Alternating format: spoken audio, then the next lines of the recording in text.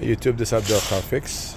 This is 2004 VW Jetta.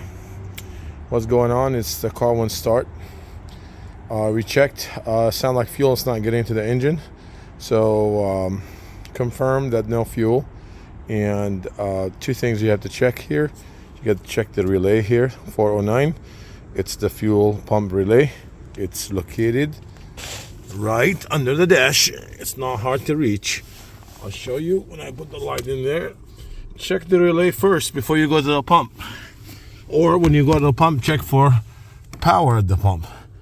This guy is right here, the first one in line. See that one?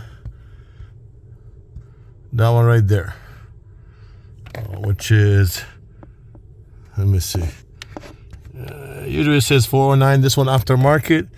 It is right, I'm trying to see here. It is on the left side of the dash. See 100? So there's a spot, empty spot, and then that one right there. That last one on the side, that's a fuel pump relay. Now, if that fuel pump relay is not the problem, then go to the fuel pump. One thing you can do, you can knock on the fuel pump, see if it starts.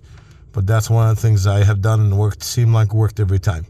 So this relay is how you change it. If you have to change the relay, this relay AutoZone sells for about 50-60 bucks. You can get one, try it, see if that's your problem.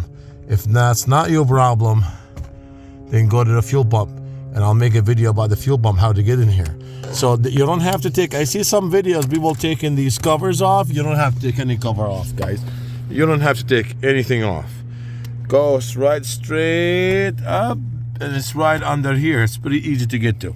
So that's the way to change the fuel pump relay. It's a little bit longer than normal fuel pump relays. It's like I said, let me show you. This is what it look like. Original will have a number 409 on it. That's what it'll look like. Okay. Thank you for watching my video. Please subscribe to my channel to keep these videos coming to you. I need some subscribers. Thank you.